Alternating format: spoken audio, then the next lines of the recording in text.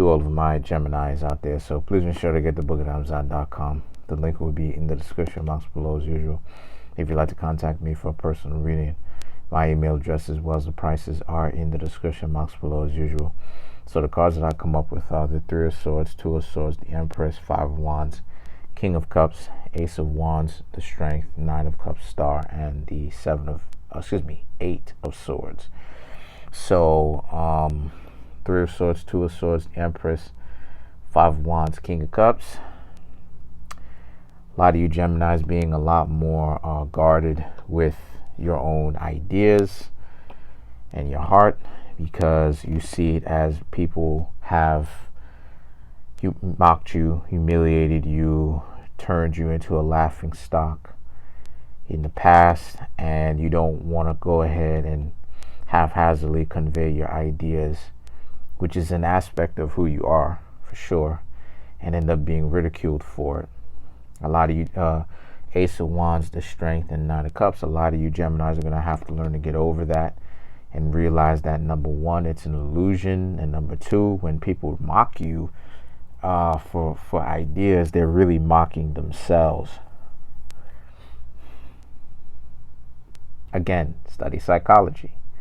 So in this specific dynamic though, the Star and Eight of Swords, you know, supposed friends acting up, supposed people who, if it's not necessarily a friend, people who you are already acquainted with and who you know them by name, acting up. And a lot of you Geminis like, man, why is it that so many people come at me and come at my ideas? Well, Gemini is one of those houses where people will do that. And to be more honest with you, air signs in general. Geminis, you know, air signs in general, they go through a lot. I'm not even going to lie about it. They go through a lot. Out of all the air signs, Libras go through the least amount of stuff, but Libras still go through a lot of stuff. And a lot of stuff. So the thing is that the reason why it is that you go through a lot of stuff, Gemini, is because you got to understand that